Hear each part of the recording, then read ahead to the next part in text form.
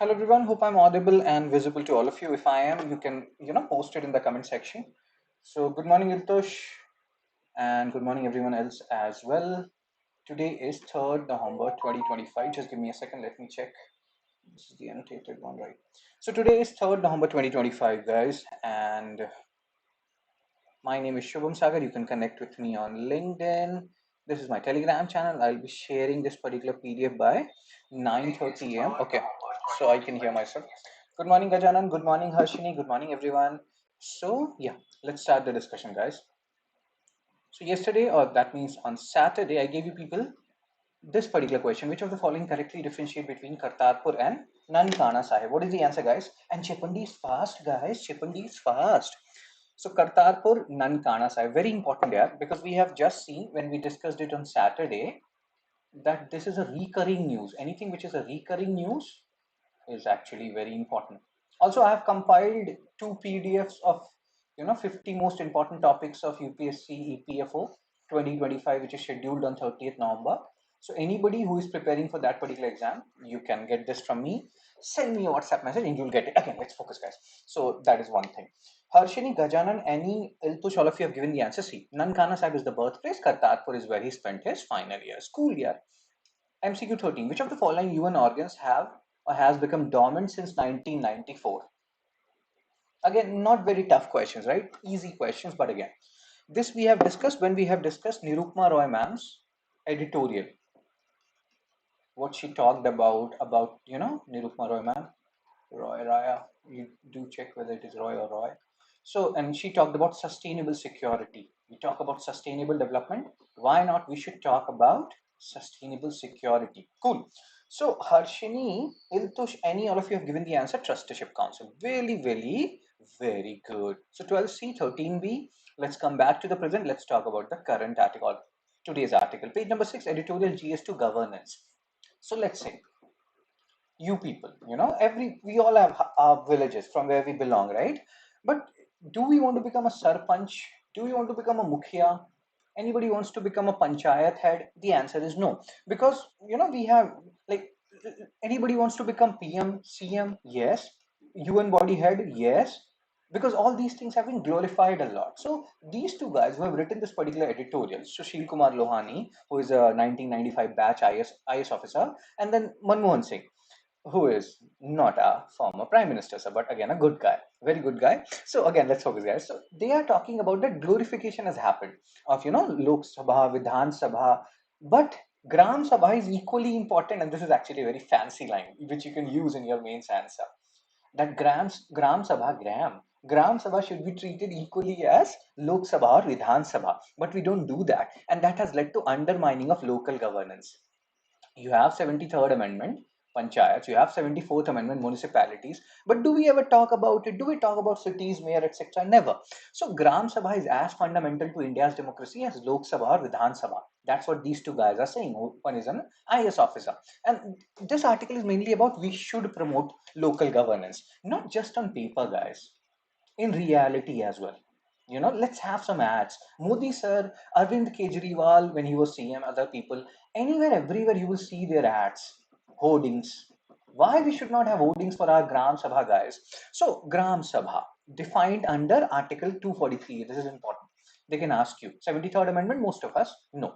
And, Gandhiji believed that heart of India lies in its villages. And he promoted this decentralized model of governance. Now, today, what has happened? Many of us, the situation is such, many of us hate Gandhiji, but you cannot hate Gandhiji in your mains paper. You have to write about these things. So, in a way, local democracy is fulfilling that particular decentralized model of governance which Gandhiji envisioned under Article 243. Who are part of Gram Sabha? They can give this question. Good morning, Jivayan. Who are part of Gram Sabha? All the heads are part. No, anybody who can vote, all registered voters of a village, they are part of Gram Sabha. So remember these points, they are important. They are part of participatory democracy. They are promoting, tell me one thing, this Gram Sabha, they promote top-down model of governance or bottom-up model of governance? What is the answer, guys? And Chepandi is fast. Gram Sabhas promote top-down model or bottom-up model? Lack of aspirational value. Young people rarely aspire to lead in village governance or become sarpanch. If I ask Jivayan, does she want to become a sarpanch? Or Harshini, or Intush, or Annie, or Gajanan? Anybody? No. Nobody will want to become a sarpanch. Why not? Let's become a sarpanch, guys.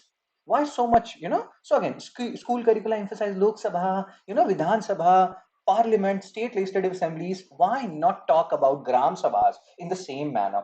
Very good, Harshini, Matt King, Iltush, Gajanan, Jivayan, all of you have given the answer bottom up model.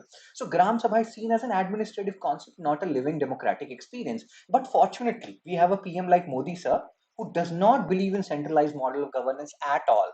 He's all about decentralized model. And he's all about maybe this is a sarcasm, maybe this is not. So now, to ensure that we talk about Gram Sabha in the same manner as we talk about Lok Sabha or Vidhan Sabha, government has done something. Oh my God, what government has done?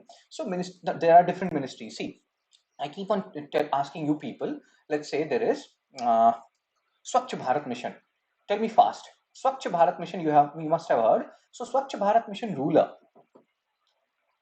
who is the nodal ministry? Sometimes UPSC, another exam, they will ask you this nodal ministry. So Swachh Bharat Mission ruler, which is the nodal ministry? Which ministry, like under which ministry it lies? So similarly here, answer it in the comment section. Model Youth Gram Sabha.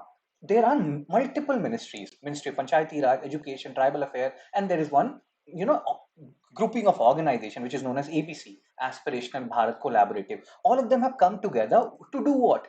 To do in school. Shah Rukh Khan is not your hero. Maybe he is. Modi sir is not your hero. Maybe he is. Our hero is these sarpanch, these gram sabhas, who are actually ensuring local democratic model of governance, which was talked about in Uttara Merur inscription of Parantaka one. Oh my God, Uttara Merur inscription, Cholas, around 1000 AD, on which UPSC has made 1000 questions, which I was doing in my history through NCRT series. Do join, guys. So Uttarameru inscription around 1000 AD, Parantaka one. It talked about local model of governance around like almost 1000 years back, and now today we have forgotten about it. It's all about top-down model of governance. So Ministry of Panchayati Raj.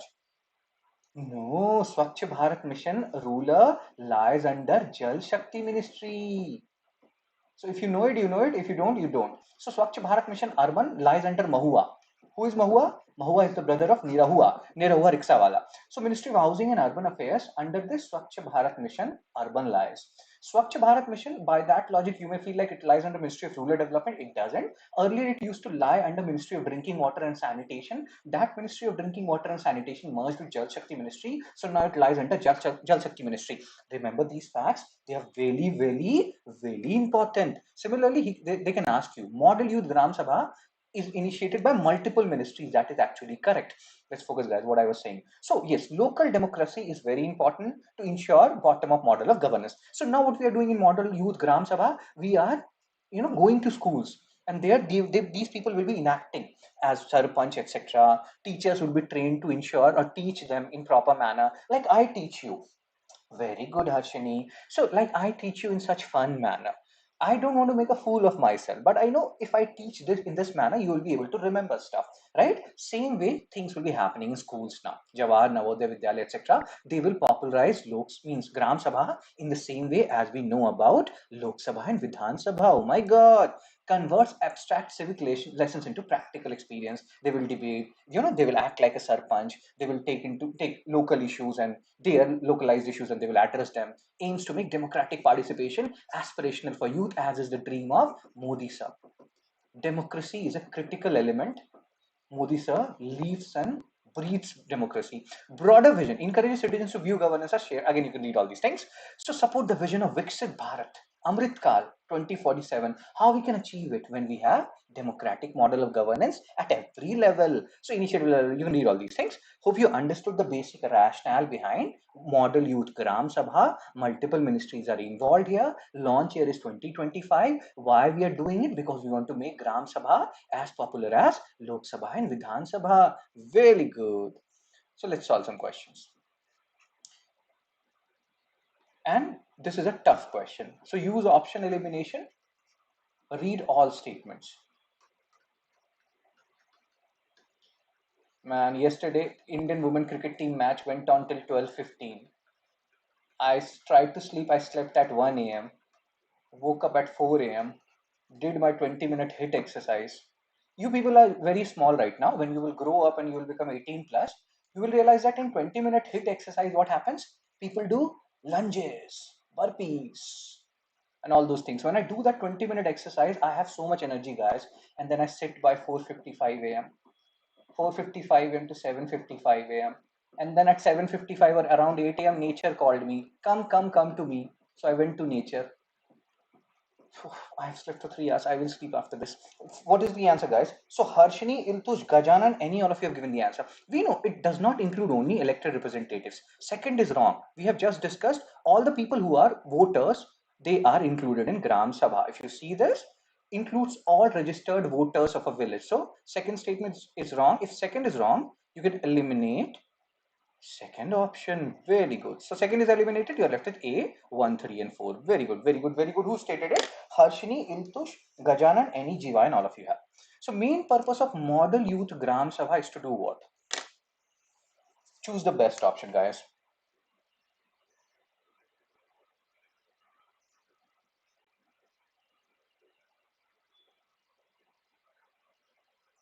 What is the main purpose of Model Youth Gram Sabha? Promote literacy among rural youth, simulate local governance to build civic awareness, train candidates for panchayat elections, replace Gram Sabha meetings with student councils. Harshini has given the answer. So what is the basic purpose? What is the best possible option? Stimulate local governance to build civic awareness. That is the basic reason, reason of launching this model youth Gram Sabha by multiple ministries. We want to make Gram Sabha as popular. Remember this line. You have to write it in your mains answer also. Why this was launched to make, Gram Sabha as popular as Lok Sabha and Vidhan Sabha. That was not the article on which a mains question could be framed. This is the article. Page number 6, editorial, GS3. So GS3, why? Because shipping, infrastructure, railway, shipping, etc. Again, what this article is talking about. There was an India Maritime Week which just happened, where India was celebrating the achievements done in the shipping sector, among others, maritime arena, but mostly shipping sector. And why we are focusing so much on shipping sector? This is not the first article which we are doing on shipping sector. And generally what happens, there are different editorials. Why I pick these kind of editorials? Because it's very difficult to do jibber jabber on these kind of topics, guys. So yes, like earlier also we have talked about how shipping and indigenous ship construction has to go on in India. This article is carrying it forward. They will give you some other terms, key terms which we have to understand. Landlord port model. We'll go there. So basically, what this article is saying that after LPG reforms, that is liquefied petroleum gas reforms, no, liberalization, privatization, and globalization reforms, what happened? Our Indian economy was open. So when Indian economy was open, the shipping sector was also open. When shipping sector was open, what happened? Privatization happened. Lots and lots of private ships, foreign ships, they came here, and many of these ships they took strategic work like transport of oils, etc., etc. And the situation came to a certain point where India's one particular corporation, which is known as Shipping Corporation of India, was on the verge of getting privatized. But our Modi sir, he is totally against privatization. He's like, no, no, no. We never go against, like, privatization is a ill thing and we should not do it.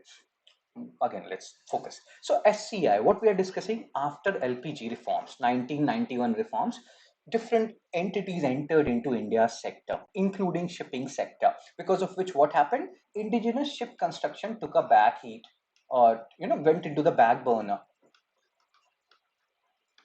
And there is a particular corporation of India, like private, like public corporation, shipping corporation, launched in 1960s, I think 1961. There was an Eastern Shipping Corporation earlier, Western Shipping Corporation.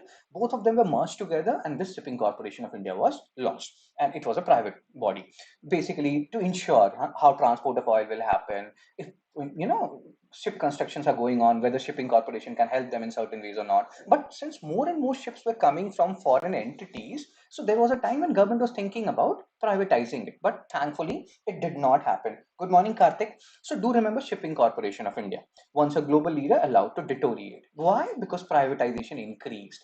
And but there is a but here. Oh my God, look at that. So there was a song in our time. Nicki Minaj, you people don't know her, and you people should not be knowing her. So Nicki Minaj, she sings songs. So let's focus. What is the but here? The but is COVID crisis. When COVID crisis happened, then we realized that no man, this is a very strategic arena. Shipbuilding, ship and waterways, it's very strategic. We cannot rely on these American ship or other ships. We need to have our own ships, especially for transporting oil, this and that. So COVID made us realize, and that's why we are having these kind of weeks now, because we want to grow or ensure that our shipping sector is growing. It's not a commercial sector only, it's a strategic sector. Let's say an American ship is bringing oil for us from Western countries to India. And in between, Donald Trump is like, hey, come back to US. So what will happen to us? How will our transport run? So it's a very strategic sector. It's like to do privatization and making us capitalist country. Hey, Gvine, let's focus.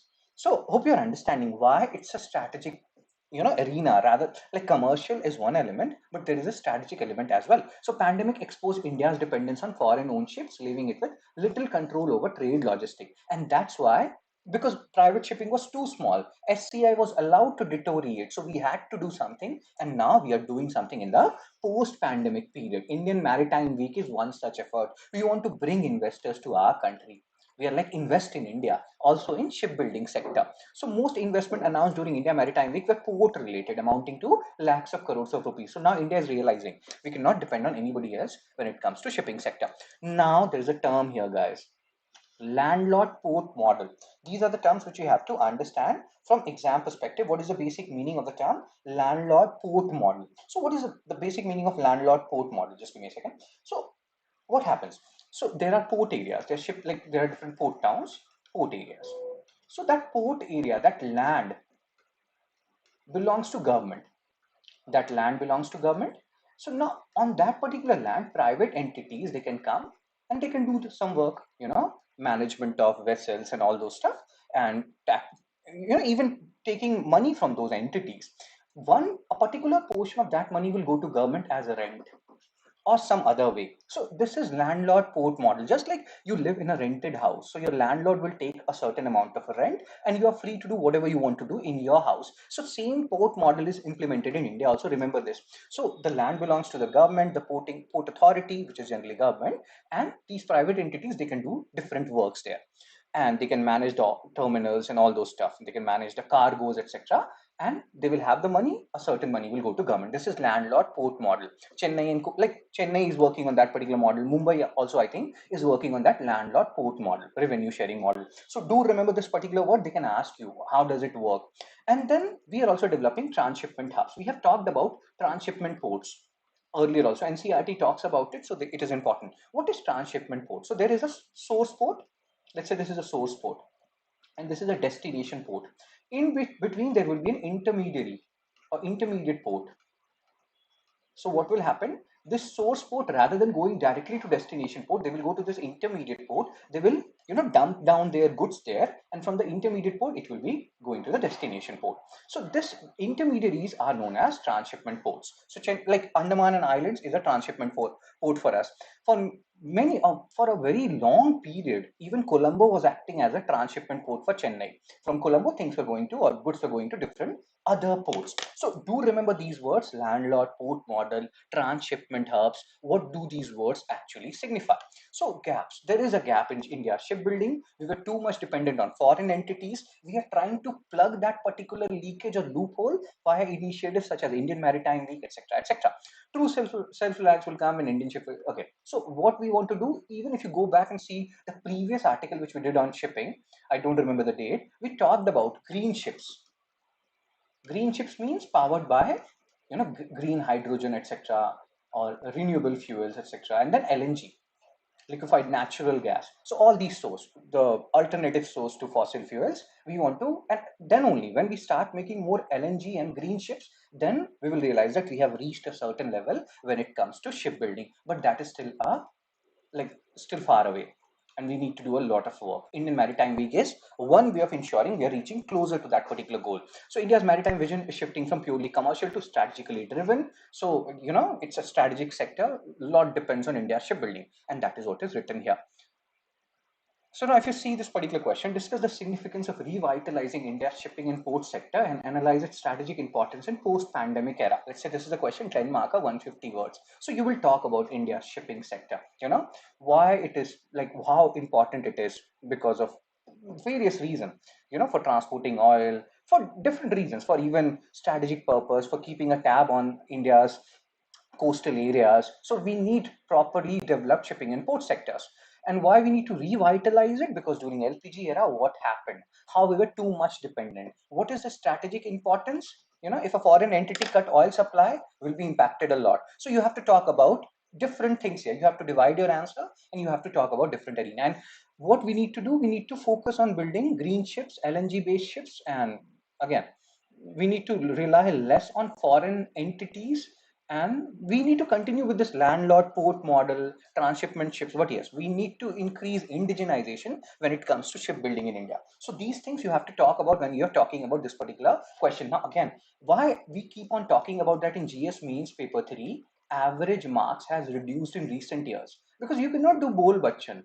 Can you do any bol bachan here? Bol bachan means jibba jabba here. No, either you know it or you don't. So you need to know some facts here. You need to use some technical words here. In intro, you can talk about how India is trying to, or Indian government is trying to reinvigorate this particular sector via initiatives such as India Maritime Week. And then in body, you can talk about why there is a need to revitalize. What happened after liberalization? What lesson was taught to us by COVID-19? And what we are doing in the post-pandemic era. Recent initiatives strengthening shipping corporation, large investment in port infrastructure, development of transshipment hubs, encouraging foreign shipping. Again, you can read all these things. Strategic angle, trade sovereignty. Too much dependence on anything and anyone is bad. You cannot even depend too much on your boyfriend or girlfriend for mental sanity. You are your own best friend. Remember it, guys. What I have written, you are your own best friend. No, like again, so again, maritime supply, you can read all these things. So hope you understood what is the basic relevance of this particular question, how you have to approach this question. You have to use certain technical terms, transshipment hubs, landlord port model, shipping corporation, blah, blah, blah. Let's solve some question. Let's try to understand landlord port model via solving some question. MCQ 3 for you guys.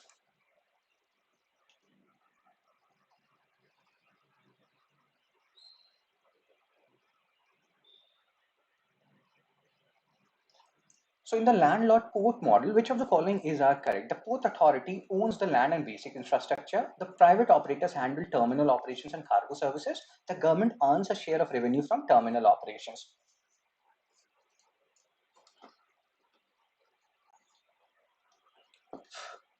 So what we have just discussed, the port authority, they own the land and basic infrastructure. These port authorities, they are generally agents of government or their government themselves. So first is correct. If first is correct, you will eliminate. Harshini has given the answer.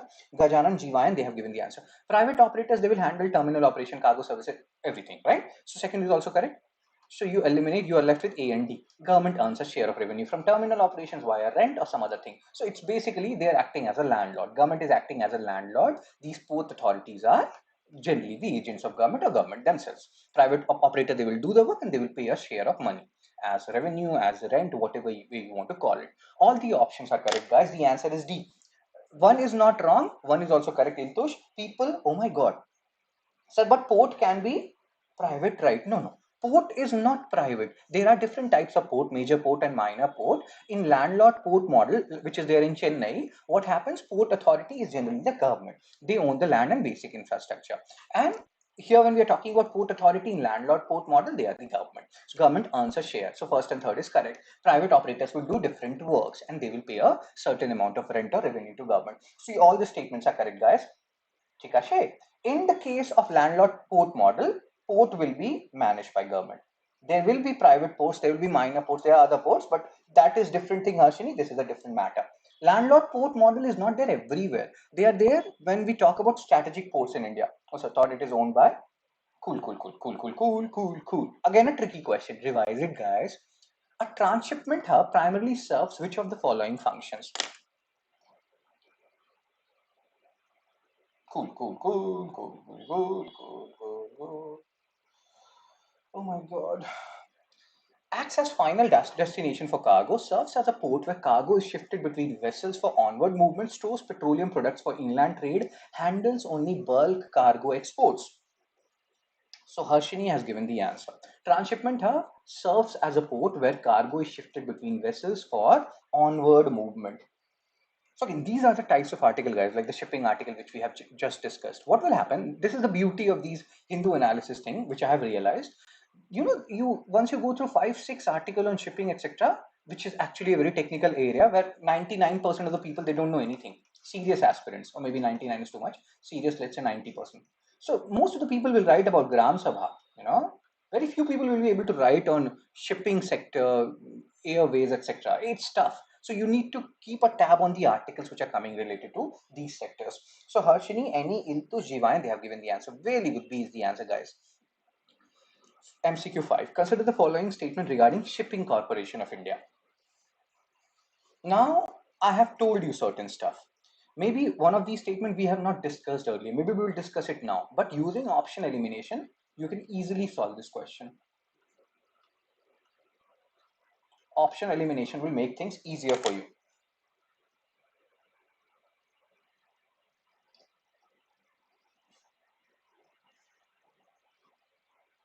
Harshini has given the answer. We know it was not privatized. It was on the verge of privatization, but Modi sir stopped it because Modi sir is like totally against privatization. There was a time in our time, around 2013-14, when there were so many UPSC seats. I don't know. And then there was a time in between 2019, 2020, etc., when the seats almost like in our time, it was around 1,000 or something like seats. Then 2019, 2020, government was like, no, no, we are so pro, non-privatization. They increased the seats to 4,000, 5,000 seats in UPSC. Oh my God. And then people were like, no, no, no, Modi ji, reduce some seats. What are you doing? We don't need so much employment. And then he reduced seats. So he is very, very anti-privatization, no collusion with any, entities. We talk about collusive corruption, Adani, Ambani. Modi sir is clean as a whistle. And yeah, so not fully privatized, guys. Third is wrong. So answer is A, 1 and 2 only. Right, right, right. Very good. Okay. So people were like, so at that time, you people were not even born in 2019. We were like, what we will do of those many seats? So many seats. Like we were like, reduce it to 700 seats in UPSC, 600, 500. We don't need that many seats. There were many people who are like, we need only one seat. I hate this logic. There are some guys, and when you are novice, when you start your preparation from early stage, there will be one statement which you will hear a lot. Why should I worry about how many seats are there in UPSC? I need only one seat. Yeah, right. I need only. Okay, guys, let's focus. Answer is A. Have you ever heard this statement from anyone? I don't worry about how many seats are there in UPSC. Yes, but whenever there is election year, guys, be it 2024 or 2029, oh my God, be ready. The seats will be too much. And in non-election years, nobody cares. So, yes, sir. Okay, I need only one seat. A is the answer. Like, share, and subscribe, spread the word. We'll talk about success funnel later on. Let's talk about another technical article. There are so many words here, guys. Oh my God. I hate technical articles, but I have to teach these articles if I have to become the best Hindu analysis guy in India. So, page number 1, GS3 Science and Tech. What we have done. This is page number 1. So, ISRO has launched GSAT 7R, India's heaviest communication satellite. One thing on which UPSC has asked a lot of questions is the difference between communication satellite and remote sensing satellite. So please try to understand how this is one thing which is very important for you to understand. Rest all GSAT, and PSLV, GSLV, which is carrying heavier satellite, etc., is fine. But the difference between these two is very important. So remote sensing, you can understand it from one unidirectional love or love. Again, unidirectional.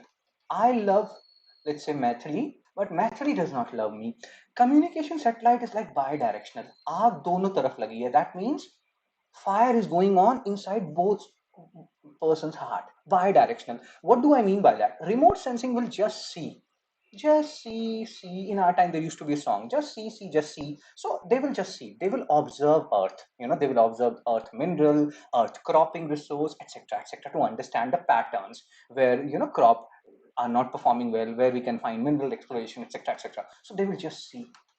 And here, in the case of communication satellite, communication will happen. Communication means I will talk to you.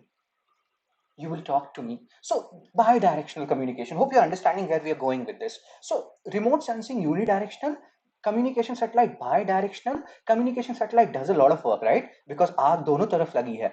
That means both sides are beaming with fire, right? So you need heavier satellite when it comes to, oh my god, you people make me do so many stupid stuff. Let's focus, guys. So you need heavier satellite because a lot of work is done to ensure that a relationship is bi-directional. So communication satellite and remote sensing satellite. Communication satellite like television, internet, and here we are talking about GSAT, which is related to our Navy, defense communication also. We want to ensure that, let's say I said something that is related to satellite will transfer it to the entity where I want it transferred. So this is all how defense communication will work. Then that particular person will say something that will be related to this particular communication satellite, they will send it back to me. So that's how things will happen. Sometimes people are far apart, so they talk using satellites. So you can see this is bi-directional. On the other hand, remote sensing, there is no talk with agriculture, urban planning, ocean and defense surveillance. It is happening in a unidirectional order. Then there are certain orbits where you can keep these satellites. You don't have to do PhD, guys. Let's go slowly, slowly, slowly, slowly. You will understand everything. Let's understand one thing at a time.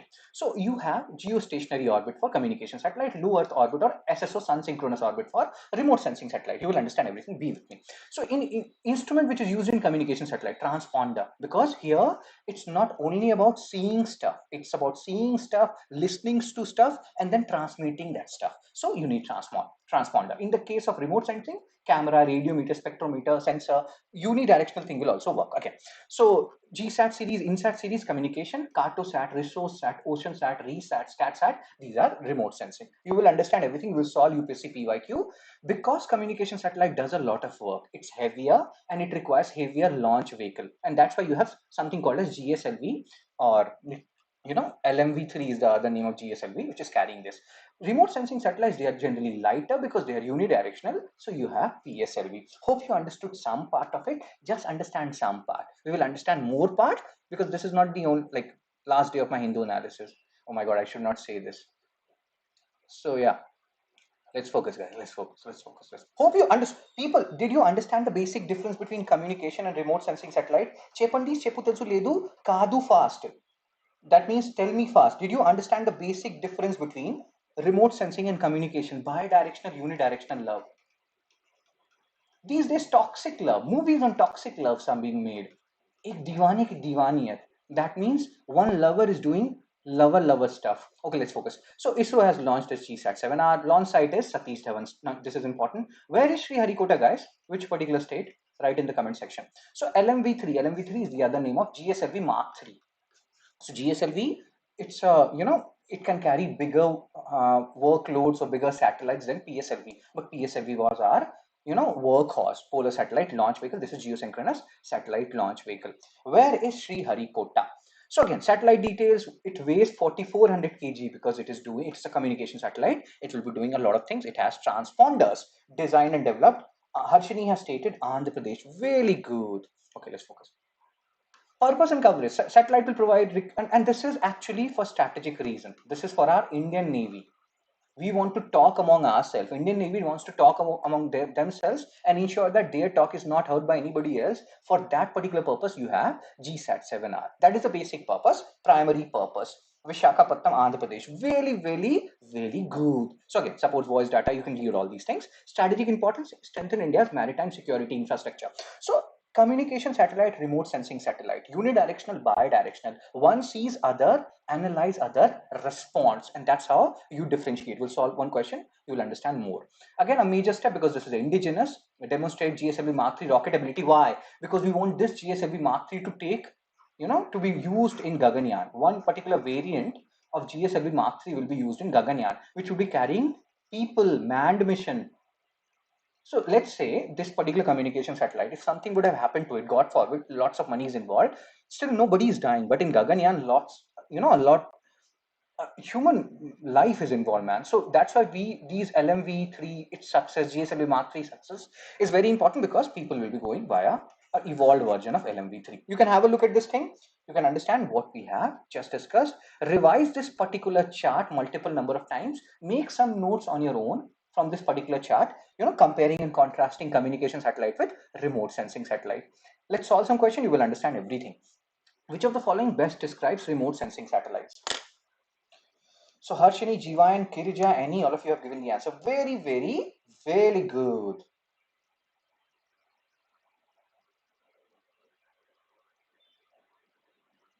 So now, remote sensing satellite that relays signals for telecommunication, satellites that observe Earth and collect information, satellite that assists GPS-based navigation system, satellite that monitors space debris and asteroids. Choose the best option. So Harshini, Gajanan, they have given the answer. Satellites that observe Earth and collect information. Unidirectional love.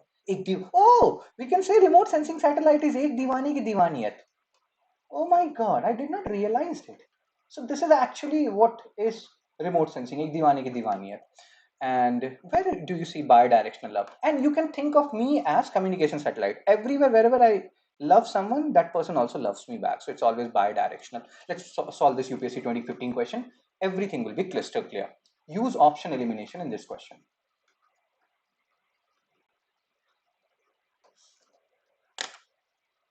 So who answered this particular sixth question? Harshini, Gajanan, Any, Jivayan, Iritush. There's one article today, guys, which made me, introspect myself. We will discuss that particular article also. Very good. Kirija has also given the answer. Harshini has given the answer for seventh question, which is a tricky. Whenever you see UPSC PYQ, oh my god, don't do oh my god. Just remember, in remote sensing, ek diwani ki diwani hai. And communication satellite, bi-directional love which Shubh Sir does. So remote sensing satellite, obviously telecommunication it will not done, it is bi-directional, guys. Telecommunication satellite, which we have just discussed. So fourth, remove fourth. If you remove fourth, you're left with A and C. You just have to check third one. Mineral exploration, yes. Remote C, you can always see anything, mineral, crops, whatever you want to see, guys, but you cannot touch it because this is unidirectional. So yeah, A is the answer as stated by Harshini, Iltush, Kirija, Gajanan, Any, Jivayan. Really, really, really good. This article made me introspect. Are social media platforms dying a slow death? There is a term here, GS3 Science and Tech. Inshedification. What is inshedification? Let's try to understand this particular term. Inshedification is, they are saying that every social media goes through different process. What is that particular process? And we'll talk about inshedification. So first of all, platform starts off good to attract users, and this is not only about platform. Let's also take an example of an organization, a company. You people don't know about it. You were not born when this was launched. Reliance. So Reliance, initially everything free, free data, free this. Then what will happen when you people are hooked? They will start asking you to pay. Please pay. So same thing is done by YouTube, Twitter, Instagram, Google. Platforms start off good to attract users, then they exploit users to benefit business customers. Sometimes you cannot skip ad and you have more and more ads, and sometimes again, so you will understand. And then finally they will exploit both users as well as business customers. That business customers means, let's try to understand. You people are users or watching YouTube video, right? Let's say, think of me as a business customer. Why? Because YouTube will be paying me a certain amount based on the watch hours and everything. Now what will happen? YouTube will initially say, I will pay you 60% of the revenue, and then they will say no, 50%, then 40%. So that's how. So first they will start off good, free, then they will exploit users, paid this and that. Then they will exploit business customers like me also, that we will cut this. So they will exploit those business customers to benefit themselves, and finally the platform will die. We will shift on to something else. So please understand the term inshedification. Online platforms, YouTube, and basically the article is saying that slowly and gradually these things will be replaced. When you people were not born, in our time there was a thing which was known as Orkut. There was a, like, I was studying in an IT Agartala. I met a girl in an IT Patna during our counseling time.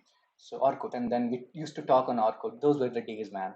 Then she went to an IT Jamshedpur. Long distance never works. So Orkut, do you think? Do you have you? Do you? I think most of you don't even know about Orkut. Same thing will happen with YouTube, Twitter, Instagram, Google, and it will be replaced by something good.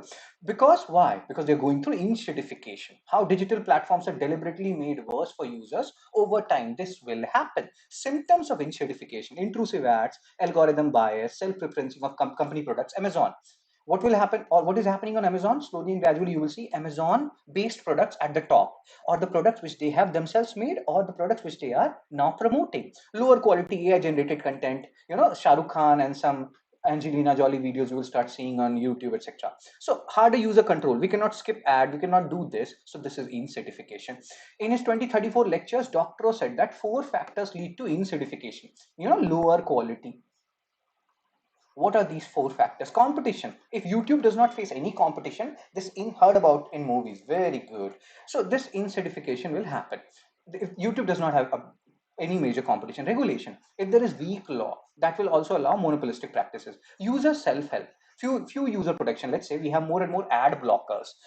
There is an ad blocker which I don't even need to install. Google provides me with this and that. Then I can remove these ads, but they're not. They're very few, and we have to search for it. And then tech work unionization. If people come together, if we are like, no, we are not watching your this and that, weak unions means less resistance. So there are means multiple factors which is leading to in-certification. And when these 4 weaken, big tech dominates and user experience decays. Okay. Social media example of in-certification. Facebook originally user centric. I don't even use Facebook now. I have heard there's a logged in feature in Facebook. Instagram, now there are some ads, girls are dancing here, there, everywhere, and Guru Randhawa is like, yeah, your dance is very good, you will be in my next video. So, and I did not even watch I'm not in Instagram also, but why I'm not on Instagram? Because of this recommended content. I'm watching something and suddenly they will start recommending me some video and this and that. So this is happening now. Twitter X, now there is a blue tick verification which is paid in nature. Dating apps Bumble and Hinge, I have never used them, so I can not say them, but there's an undo swipe feature, which somebody told me, my best friend, there is a friend of mine, he told me that, let's say there's a girl and you accidentally, right swipe or something, and you want to bring her back. So for that, you have to pay. Oh my God, shift. Thank God I'm not any of these sites. So hope you're understanding how in-certification is happening and what is in-certification. That's what they are talking about. An e-commerce platform, not only confined to, and again, Amazon, etc. They are all doing it. And overall insights. I think I've heard about Amazon Prime. I love Netflix. I've heard about Amazon Prime. You will go there, you will take a subscription of Amazon Prime. There, if you have to watch some movie, they will say it is on Lionsgate. Pay separately for it. All these things are actually in certification, and they will make it very tough for you to get out of that particular subscription. So again, hope you're understanding what is in certification. So in certification reflects how platforms sacrifice long-term user value for short-term profit. When I was thinking, am I doing the same thing when I'm charging my guys, giving this fee? But then I realized I'm not saying, man, I'm fighting for survival. These companies, they're not fighting for survival. I need to launch paid course so that I can run my house. I can do this free thing. So yes, for me, all those things are not that. This actually made me think, I take care of everyone. But yes, paid people are paid people. So they will be taken care more because they are running my family. But yes, I'm not doing in certification. I realized that I don't have enough money for that. Okay, so let's focus, guys. Term in certification recently seen in news refers to what?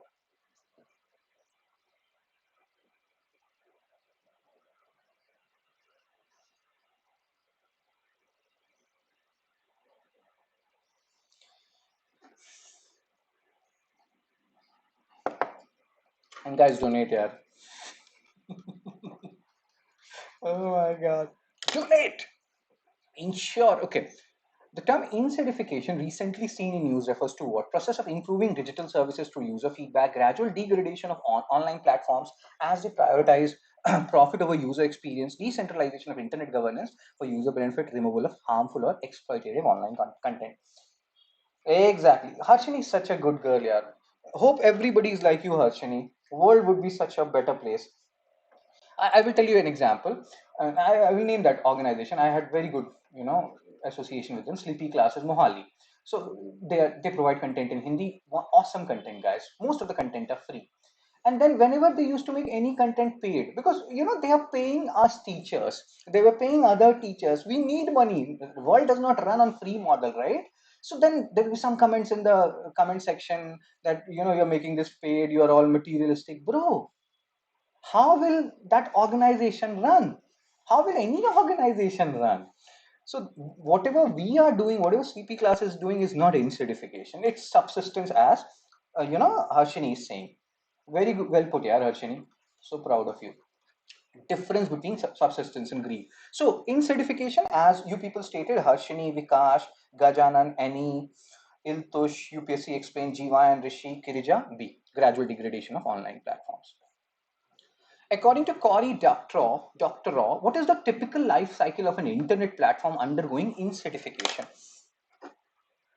So how in certification happens? We have discussed the stages.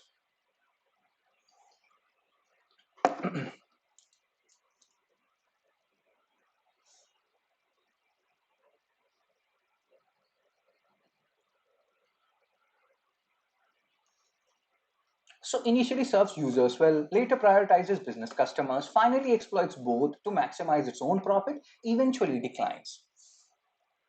All the statements are correct, guys. So initially YouTube, etc., they are all serving you well. Then they will bring something paid.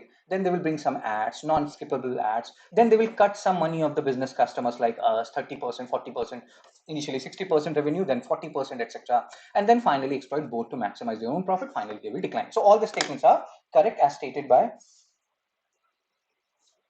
Thank you, Jivayan. So, Harshini, Gajanan, Rishi, Kirija, UPSC explain, Vikas, Iltush, all of you have given the answer. The answer is C, 1, 2, 3, and 4. Really, really good.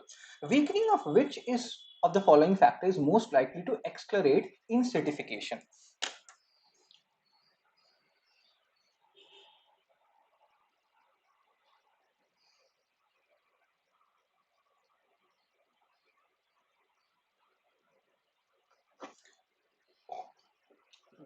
Telegram founder is a very hazy figure, Rajneesh. I will tell you another example. Anything free is, nothing is free, Rajneesh. If everything is free, you are the product.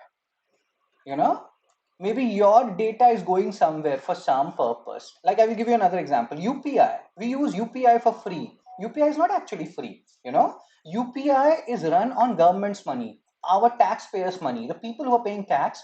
On their money UPI is being run, and it is being provided for free, because again, if they charge it, or they government makes it chargeable or something, maybe people will not use it. So again, it's not free. Our money is going down the drain. It's not like Modi sir's money or anybody's personal money is going. So nothing is free.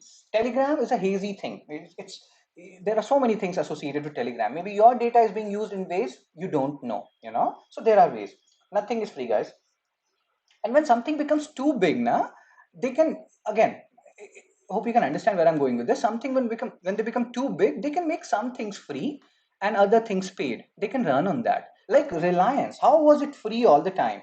Does Ambani and Adani, they don't have enough money to keep it free ever, for like eternity? Yes, they have, but they won't do it. That is not how things work, regulated by NPCI. Very good, Vikas. So 10th answer, all of the above. Competition, regulation, consumer autonomy. When all these things weaken, certification or in certification, they accelerate. Very good, yeah. All of the above. Who answered it? Harshini, Iltush, Kirija, Jivayan, UPSC explained, Rishi, Annie, and all of you. Now let's talk about page number 12, GS3 environment. Experts join hands for Ramsar site tag for wetlands in Assam sanctuary. Ramsar site, Ramsar is in Iran. They talk about preservation of wetlands of international importance. What are wetlands? If you see this Raw Mari Dondua wetland complex, which is in Assam's Nagaon district. So wetland is a boundary between terrestrial and aquatic ecosystem. So you have features of both terrestrial as well as aquatic ecosystem. So the biodiversity of this particular region is extremely rich, guys, and we need to protect these biodiversity. So what Ramsar site says, let's say Deepor Bill, it is under Ramsar site. Let's say Chilika Lake, it is under Ramsar site. So should we not do anything there? No, use it in sustainable way. Let's say people in Assam, they are using Deepor Bill for fishing purpose. So use it, but do fishing in a proper manner, in a sustainable way, so that you're leaving something behind for future generation. It's not like they don't allow over exploitation. It's also not like they will not allow anything for you to be done there. You can do something there. So again, let me show you where is this Romari Dondua wetland complex. It is in Assam, but where exactly in Assam? So you will see this Lau Khawa Wildlife Sanctuary. You can see here, it is the location of this particular wetland. And this particular wetland, it has more bird diversity than the other Deeporville, etc., which are under Ramsar site. And that's why Assam government, they're like, why we should not include it under Ramsar site when it has such rich biodiversity. So do remember Raw Mari Dondua Wetland Complex. Where is it? Assam. And it is a part of which wildlife sanctuary? Lao Hoa Wildlife Sanctuary, which is a part of Kaziranga Tiger Reserve. So it's like Karthik calling Karthik, it going inside. So where were we? I forgot. So it serves as crucial connectivity between Kaziranga and Orang National Park. All these Tiger Reserve National Park we have discussed earlier, they are very important, guys. So Northeast, they have two Ramsar sites. Currently in India, we have approximately 90 Ramsar sites. So more than 90 Ramsar sites. Do tell me the exact Ramsar site, guys. And Deepor Bill and Loktak Lake. UPSC has already asked multiple PYQs on both of them, guys. So revise it. Solve all UPSC PYQs on Dipor and Loktak Bill. So Dipor Bill, Assam, and Loktak Bill, Loktak Lake, Manipur. Kebul Lamjao National Park. Where is Kebul Lamjao National Park? Chepandi is in the comment section. Kebul Lamjao National Park. Where is it? And what is Fumudis? What do you understand by the term Fumudis?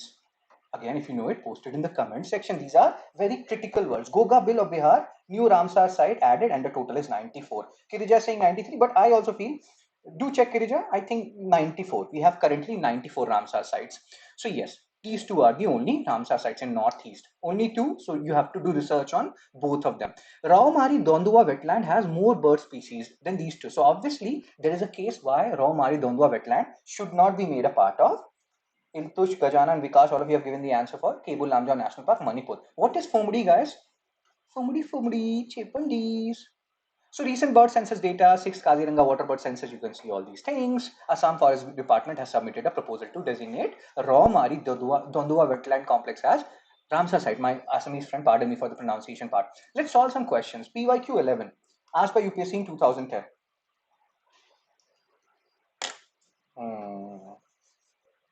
Very good. Iltush has given the answer. Fumudi is floating vegetation.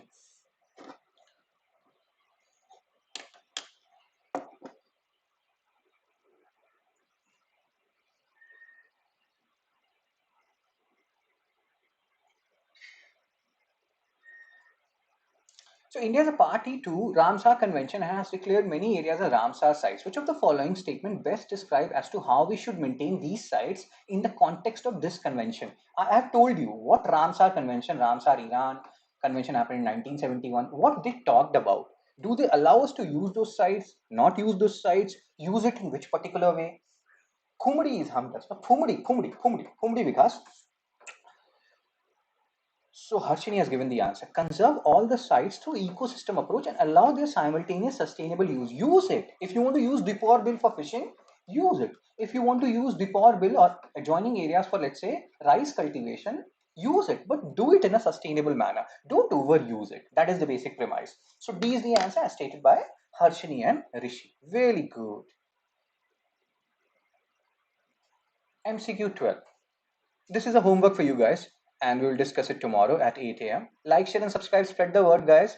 This is a Telegram channel. Join it. I will share this particular PDF by 9:30 a.m. You can post your score. And yes, UPSC Lifetime Success Bundle till 30th November. These are the prices. Again, people who are giving UPSC EPFO, you can take these two PDFs. So one PDF, like 25 articles, I shared it on previous Sunday, and second one I shared yesterday with students. So you can enroll in mentorship program, is to NCRT series. You can have a look at all these things. Mains answer evaluation is very important till January. So make sure you are writing answers. And if you're writing answers, somebody is evaluating it for you. If you need these annotated PDFs, that means the written PDF where I'm writing also stuff, you can get it. Prices will increase from 1st December. You can have a look at all these things. Cool. Your competition is only you. Don't compete with anybody else. You can also donate. Do donate. This actually helps. And thank you, guys. Oh, this is the answer, right? So thank you Harshini, thank you Gajanan, thank you Iltush, thank you Kirija, thank you Annie, thank you Vikas, thank you Jivan, thank you everyone. I am going now. Take care, be blessed. Tata, bye bye.